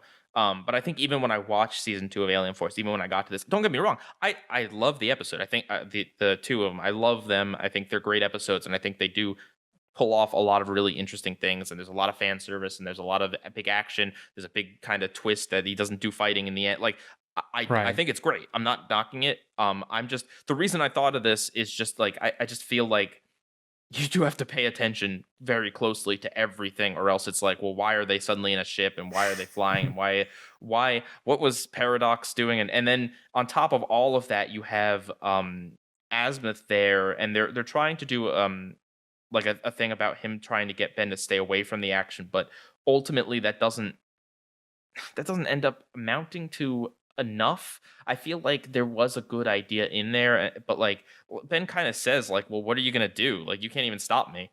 And then Azimuth can't, and he just follows Ben. And it's just kind of like, well, I don't know. There's like a thought here that should be finished, maybe. And maybe it pays off later. I don't know. I will say another positive thing about this episode, since we've been focusing a little bit on the nitpicks, is the scoring with it. It's nothing nothing too crazy, but I do like the scoring matches. Like Ben 10 later on, it gets guilty of just recycling the same tracks, to the point in Omniverse there's like a set 12 tracks that like it's so painfully recognizable that if you're binging the show, you're like, all right, there's that thing, there's this thing, this one.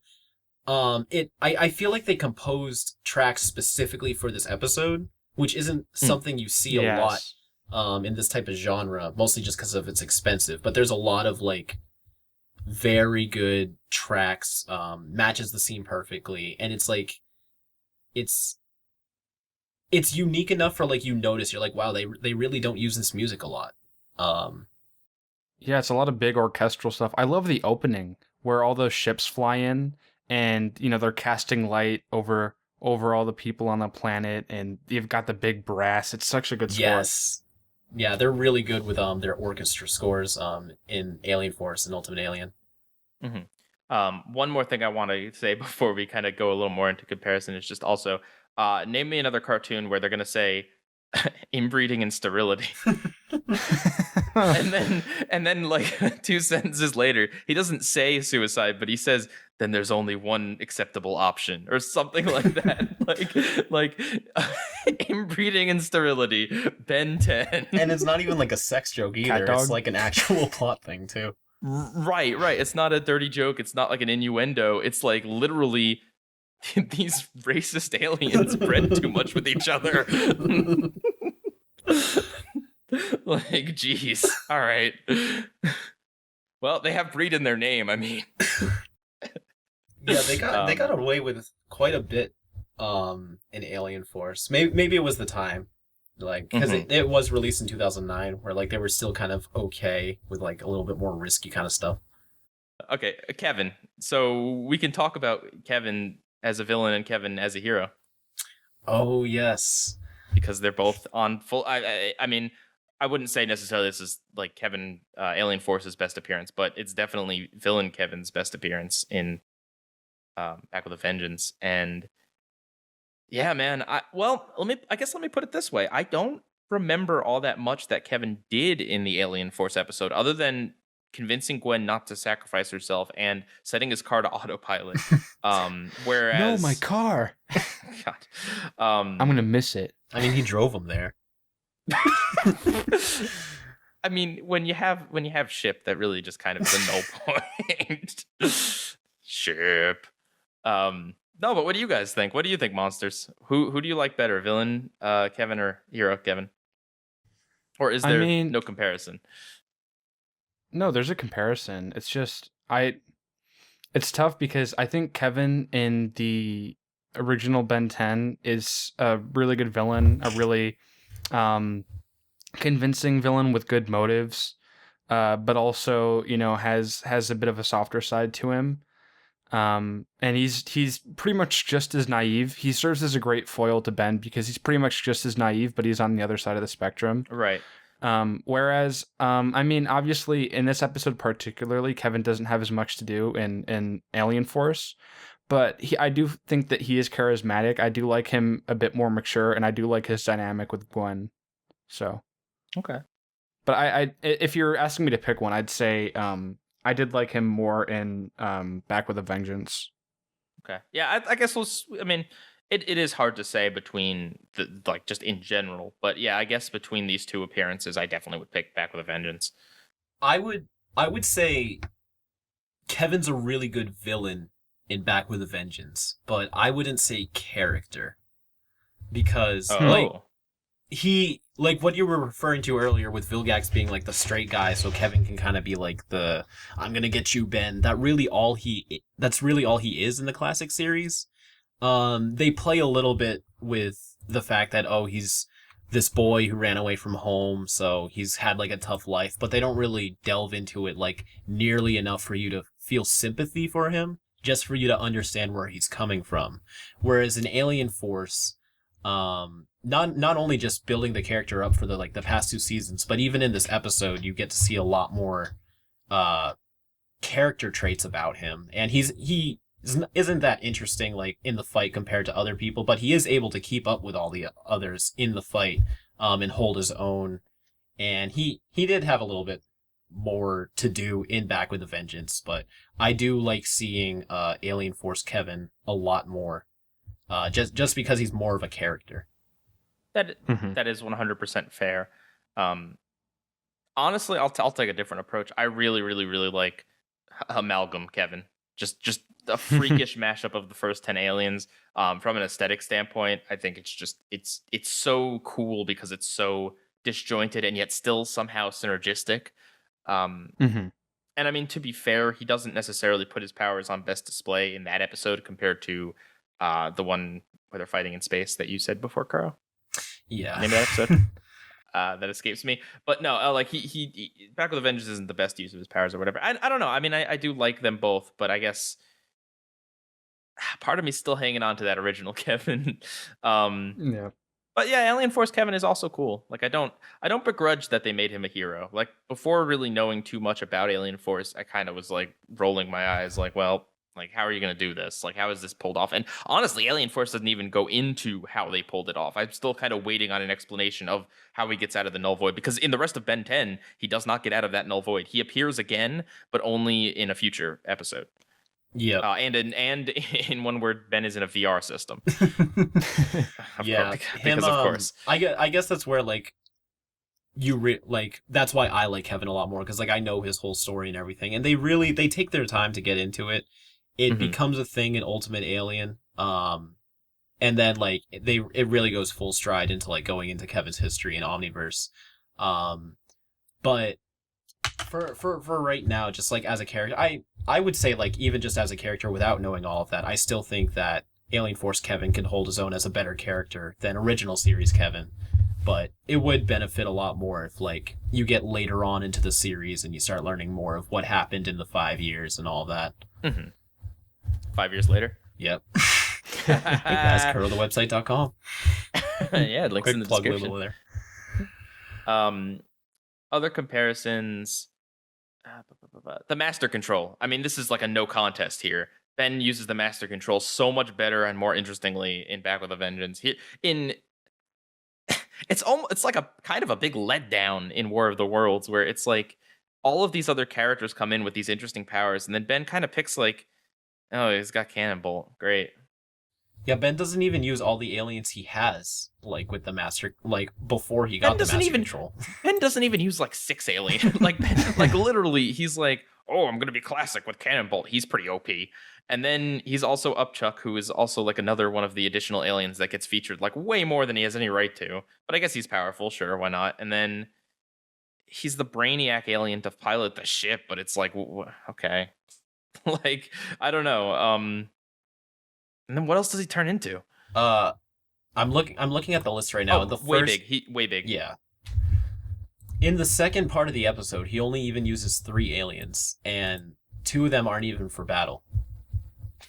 Yeah, exactly. So he really did not use the Master Control. Like, see, that's what I'm saying. That's like another one of those elements, like with Azimuth, that it's just like it feels like there's a bit, there's an idea here, there's a story here, but it's like maybe you need a third part, or maybe maybe some of this should have been like in the season 1 finale, and then or some other episode. Yeah. Like, really, was Azimuth needed? I mean, he was the one that granted him the powers to the Master Control, right? Yeah, but he could have left. But we're saying he didn't need the Master Control. Like, he doesn't. Does he really switch between aliens much? Like, he kind of turns into Ben a lot. Like, I don't know. Yeah, he really doesn't. He switched from. I think he switched from Swampfire to Upchuck, and then Upchuck to Waybig. And he's also Swampfire and Jet, whatever his face is. Oh, he used Swampfire in both parts. Well, favoritism. Yeah. I'm surprised 4 I have show no up. problem with that.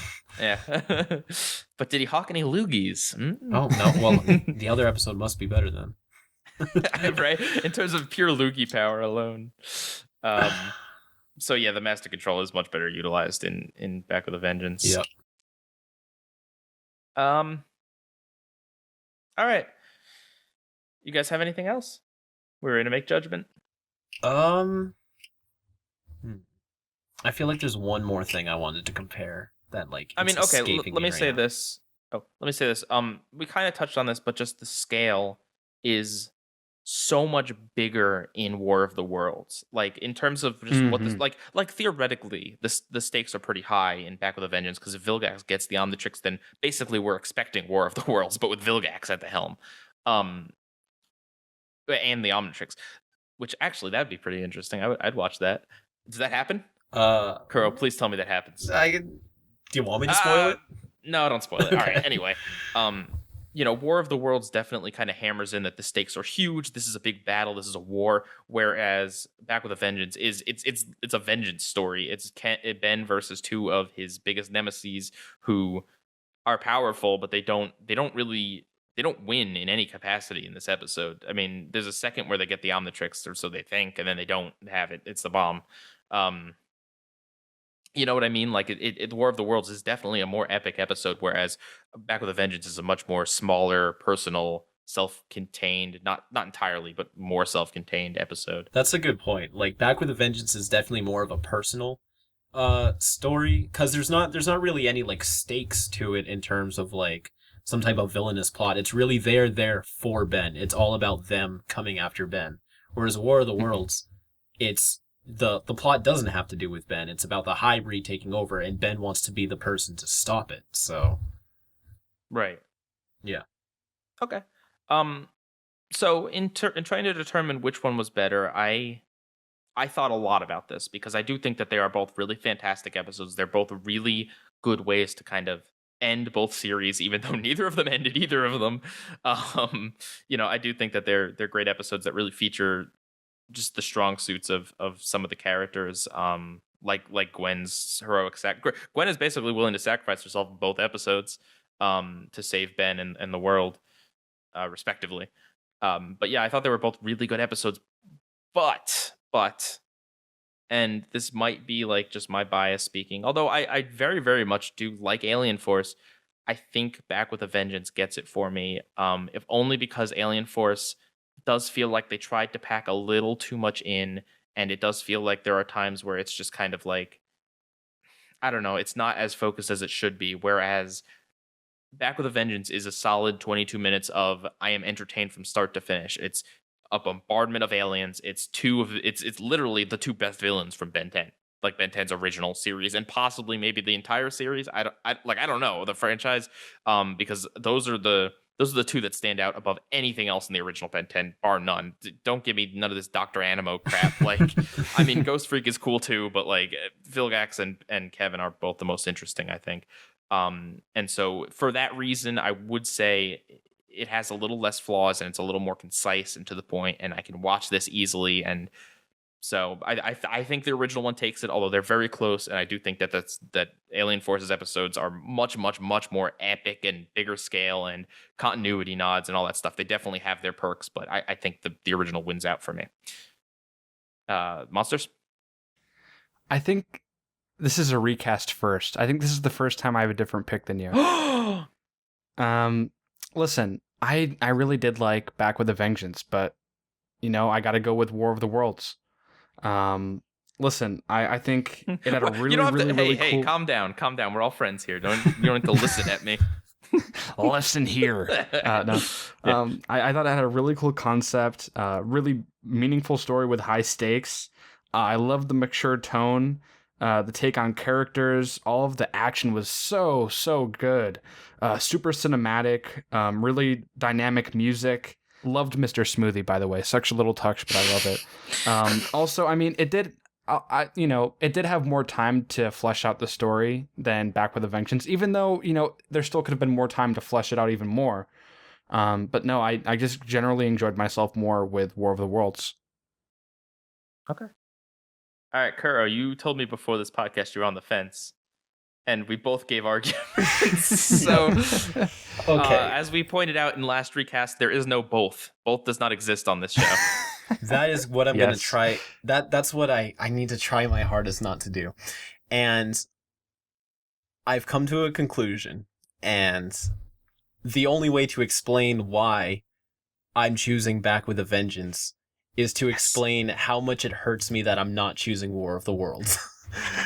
I went into this podcast actually thinking I was going to eventually choose War of the Worlds, and it's my personal favorite, which makes me want to be like, oh, it's both, but I can't choose that. Back with a Vengeance is the better episode, but War of the Worlds just like it's a collection of everything that Alien Force wanted to show off, and it's written by my favorite writer of the series, Dwayne McDuffie, who writes things. He has a very specific style of writing that it's hard to classify unless you're comparing him to other writers. Like if you are watching an episode written by Marty Eisenberg, like Secrets or Truth from the classic series, or an Alien Force Single-Handed. I don't think you've seen that episode yet, Pi. That's pretty deep into season 3. And or even like episodes in Omniverse of the classic series written by Thomas Pugsley. I know a lot of you guys probably don't know these writers, but if a few Ben 10 fans are listening out there, you guys know what I mean. And just his writing style, it's very satisfying because you can tell he really does care about the characters and what they're doing and saying. And Dwayne McDuffie, to get a little bit more into like the Ben 10 fan lore, he used to have like a questions forum on his website, where you can straight up ask him like anything you want about the series, and it just made you feel so connected to what's happening. And a lot of the times the show would start referencing the fans' opinions in the show, which I thought was pretty interesting too. Like Teen Titans Go? Yeah, like it's almost exactly what they're doing Teen Titans Go, except it's not. All right, well, there's a few instances where there's cringy, I'm not going to lie, but when they first started doing it, it wasn't so bad. But it's like, it just made you feel like, as a Ben 10 fan, so a part of the universe. And like, when you have all the experiences, then you go back and watch War of the Worlds, it really has, like, it really sorry, I hit the mic. Good. Drop the mic. Drop the mic. When you have all of those experiences and you go back and watch War of the Worlds, it really brings to life everything that makes you feel good about being a Ben 10 fan. Okay, for the record, not to interrupt, but for the record, Monsters You Would Like Dwayne McDuffie, he wrote for What's New Scooby-Doo. And really? Yep, it was his first cartoon writing gig, apparently. Yep. And is he a member of Man of Action? No. No. Yeah, he's his own guy. He founded this did he found it? Image Comics, I think. Let me look up. Well, while you're doing that, he also has a credit on Teen Titans for I don't know, an episode that like some people like. It's called Fear Itself. It's just it's just like one of the best. I don't know. Milestone like Media. Gosh. He created Milestone Media, which was a comic production company that created heroes like Static Shock and Icon, and that's where he eventually found his way towards TV. Yep, he Wow. worked on Static Shock. Yep. Good for him. The reason Back with a Vengeance is the better episode, at least from my perspective, is the classic series always felt like its own little world. Like Dwayne McDuffie, the showrunner of Ultimate Alien Force, wrote for a lot of DC properties. So it sort of has that sort of 2003 Teen Titans, Young Justice sort of feel to it, which isn't bad. I love it. I love it a lot. But like, something about the classic series really felt so unique, like its own thing, its art style, its score. And this episode does an excellent job showcasing all of the different aspects of the classic series. It has an excellent soundtrack. It shows off all the alien transformations, so you really get to appreciate their designs and their powers.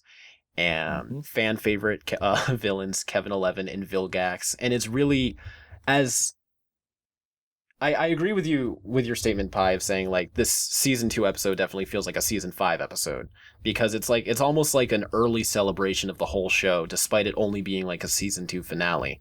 But they must have thought they were going to be canceled after Yeah. season 2, because like genuinely, you come back with season 3 and they're like, I don't know, but can Ben and Gwen get sucked into a video game or something? Yeah. I don't know. right before it got crazy. They go to a Christmas village and stuff happens. But no, it's self-contained. So even if you didn't see any other episode, you can still follow along with it. It's easier to follow than War of the Worlds. Ben used the Omnitrix a lot better. There was a stronger moral lesson to it. Something the audience can take away from it, not just watching the hybrid learn a lesson as you do in War of the Worlds. This is something like people can relate to, especially because a lot of people like myself were kids when this first came out and watching it, and able to see someone 10 years old, our age, like make those type of like decisions in like such like a catastrophic situation is inspiring. So it's Back with a Vengeance is like Ben 10, like the most Ben 10 you can get. Which is why I feel like it's the best episode. Better out of the two. Got him. Yeah. No, but it is really close too. So we got some viewer comments real quick from Super Levi, who I think likes Ben 10. I can't really tell. He says, here's my opinion on these episodes. War of the Worlds Part 1 is super good. The only big problem I have with it is that Darkstar, character I don't like, was freed from the Null Void, but Gwen and Kevin didn't free any of the good guys like Grandpa Max and the Helpers. Oh, That's a good point. Instead, they show up Ben, too late they in wanted part 2. they wanted to in Voided, but Grandpa Max said no. He wanted to stay in the Null Void. So yeah, but this is like a dire situation. Maybe he'd feel a little differently. Might want to ask him again, but I don't know. Well, he was on his way anyway. So he's old. He takes him a while. I think overall part 2 is not as good as part 1. It only took a very short speech from Ryan Rassick to convince the Hybrid Council to make him the new Hybrid Supreme. That's right. The Hybrid that shows up that was Ben's friend. He's like, by the way, guys, don't be racist. I got a cool arm. And they're like, all right, you are now the leader of the Hybrid.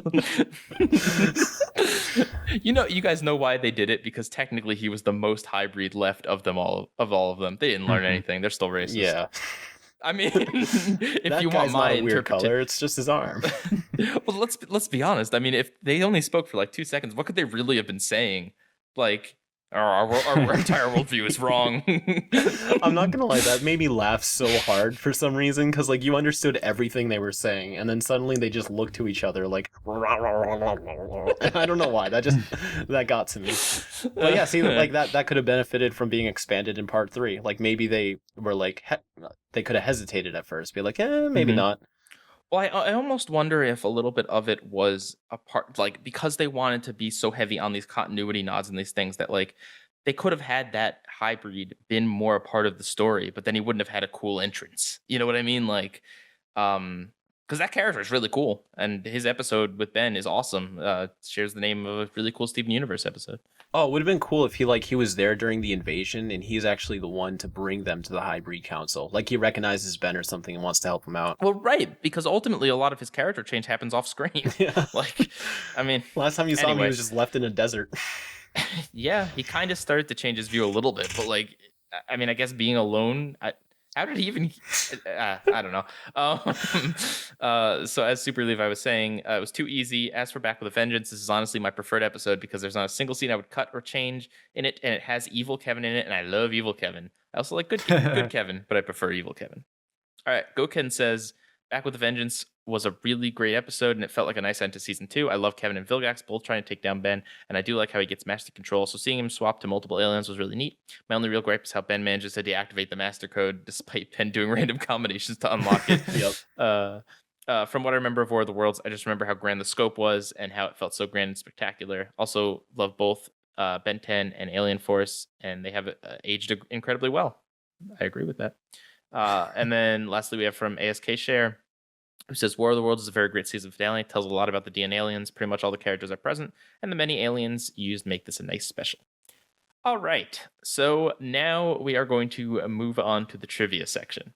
So, yes, I have decided, instead of giving you the same trivia questions as last week, which I was a little tempted to do, or sort of lost.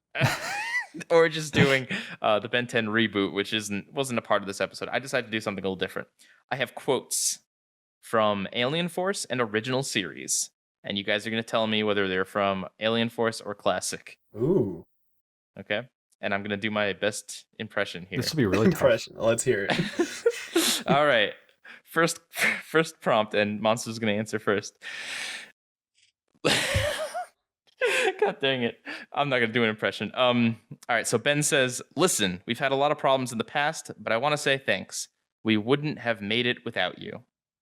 Okay. I have no frame of like. Okay, I'll give you the next line too. I'll give you, okay? Okay. And then Kevin says, you still won't make it without me. I'm going to say Alien Force. Kuro? That's Alien Force. I'm pretty sure that's the season 3 finale. Wait. No, that's the season. No, that's Ben 10 Returns Part 2. I don't know the episode it's from, but well, you are correct. There you go. It's from Alien Force. I didn't write that down. Well, trying to get those extra points. Okay, all right. Now you both get one. Can I have half an extra point? You see, here's the thing. Both can't be an option, but maybe neither can. The only way to win is to not play. All right. Gwen, attempting to awaken an unconscious Ben who is on the ground lying in the snow. Ben, you okay? Ben? Kevin. Wake up. We all know you need your beauty sleep, but now's not a good time. Alien Force. Yeah, it's Alien Force. All right. 2 for 2. I should. All right. From now on, I'm not even going to give you guys the full conversation. You just get one line. Yeah, Kevin kind of gives it away. Yeah, Kevin gives it away. All right. Here we go. Grandpa Max. Ben, stay back. Kevin, what's happening? I want to say reboot, but Which episode, Monsters? Yeah, maybe this could be Ultimate Alien. No, it's Alien Force for sure. Okay. And Kuro? Alien Force. You're both wrong. That's from the original series. What? No way. Oh my god. Yeah, you know what? that's right when Kevin is getting sucked into the null void. Ha! I suckered both of you guys into thinking my trivia game was nonsense, and I fooled you both. I was playing the long con on that one. You guys said Kevin gave it away, and Kevin did not give it away that time. I was wrong. Wow. Okay. Kevin. Oh, get over yourself, short stuff. A monkey could have done what you did. And then Ben says, then why didn't you? Alien Force. Ooh, I think this is the classic series. I can hear young Kevin's voice saying that. I will give you a hint that Ben is transformed as an alien. Yeah, I'm gonna say classic. Kuro is correct. Nice. All right. Last question. Ben.